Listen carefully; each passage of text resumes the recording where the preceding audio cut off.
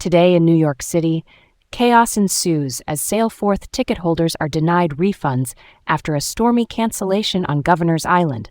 We'll circle back to what that means for local events and consumer rights soon. I'm Leah. And I'm Garrett. Welcome to Laid Back Local, the news of the day with Leah and Garrett in New York City.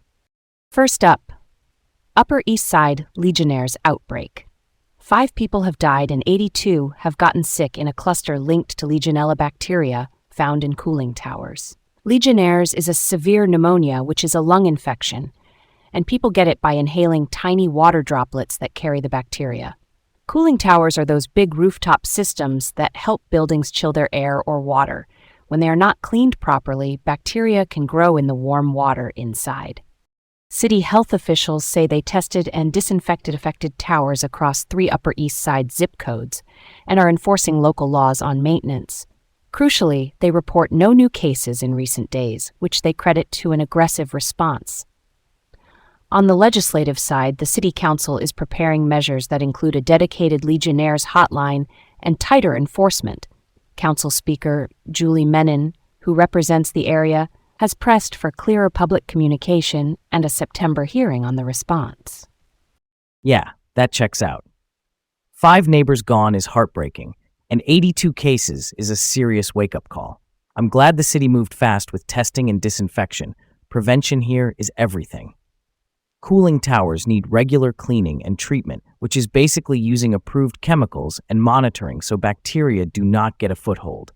A simple gap in maintenance can snowball into a community hazard, right? Why do cooling towers become a problem so quickly in the first place? Warm water plus nutrients equals a spa day for bacteria. Add stagnant spots and the bacteria multiply. Then the tower releases a fine mist into the air. If Legionella is in that mist, people nearby can breathe it in. It is not spread person to person. It is about the water system, which is why strict maintenance schedules matter. Next up, unlicensed Bronx practitioner admits fatal error in anti-aging treatment. Police say Luis Rojas Cabrera gave an infusion of NAD+, nicotinamide adenine dinucleotide, a molecule your cells use for energy, to a patient named Elizabeth Barron at the Bereshit Lifestyle Center in July. She lost consciousness and later died at the hospital. Cabrera is licensed in the Dominican Republic and has a physician assistant license in Puerto Rico, but he is not licensed to practice medicine in New York. He reportedly told police he made a very big mistake and has been charged with reckless endangerment and unauthorized practice. The clinic has been closed while authorities wait on the autopsy and continue their investigation. This case spotlights the real risks of unlicensed or underregulated medical treatments, especially in the wellness and anti-aging space, where safety and dosing standards can be murky. Real talk. If someone is pushing medical infusions, especially something like NAD+ that is still being studied for safety and benefit, you have to confirm they are licensed to practice in New York. License status is the baseline. And honestly, if you hear claims that sound too magical, ask for the evidence in plain language. Your health is not the place for shortcuts. You want trained, accountable professionals with oversight and emergency protocols. Next up, Army veteran charged with arson after fiery protest outside NYC Immigration Court. Police say 43-year-old Andrew Arabaka set off fireworks and started a blaze outside 26 Federal Plaza, which houses the city's immigration court and agencies connected to federal immigration work. He was arrested and charged with federal arson. That is a felony for damaging federal property with fire or explosives. If convicted, he faces a mandatory minimum of 7 years. His defense notes a history of mental illness and is asking for psychiatric evaluation. Police say he had planned the act for months and confessed after his arrest. This is one of those cases that sits at the tough intersection of criminal accountability and mental health treatment. That's something to chew on, huh? I mean, accountability matters. Fire outside a federal building is dangerous, period. At the same time, veterans face unique mental health challenges, and getting support early can change trajectories. The courts can weigh responsibility with treatment needs. Ideally, we build stronger prevention and care long before someone is in crisis on a sidewalk with fireworks. Next up, city launches safety inspections after Midtown Tower's structural failure. In July, columns buckled at 235 East 42nd Street. Buckled means they bent or crumpled under load. Inspectors say reinforcing steel was reportedly missing. That rebar is the steel skeleton inside concrete that keeps it strong. In response, the Department of Buildings paused steel-related work across multiple sites and started a citywide safety blitz.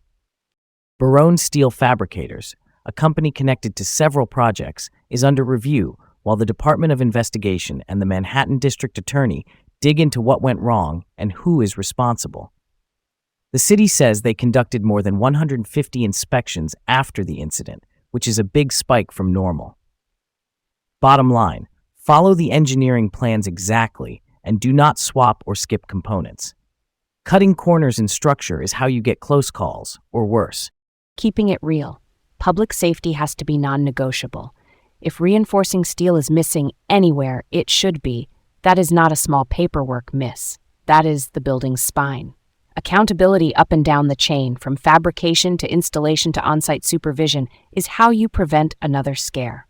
And for folks walking by these sites, it is reassuring to hear the city is out there checking in force.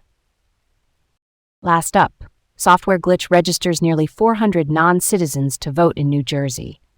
State officials say a software error in the Motor Vehicle Commission's automatic voter registration system, that is the process that adds you to voter rolls when you do DMV business unless you opt out, registered more than 600 non-citizens between June 2023 and June 2024. Nearly 400 of those people actually cast ballots before the issue was caught.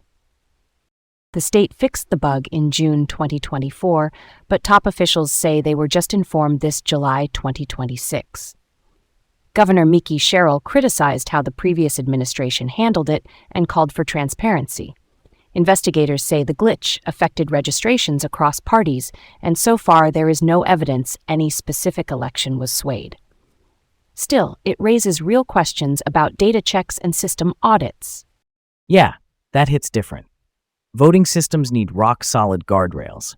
Think input validation, which is code for software double-checking that only eligible people move forward, routine audits to catch anomalies early, and clear lines for who gets alerted when something looks off. Accountability matters here.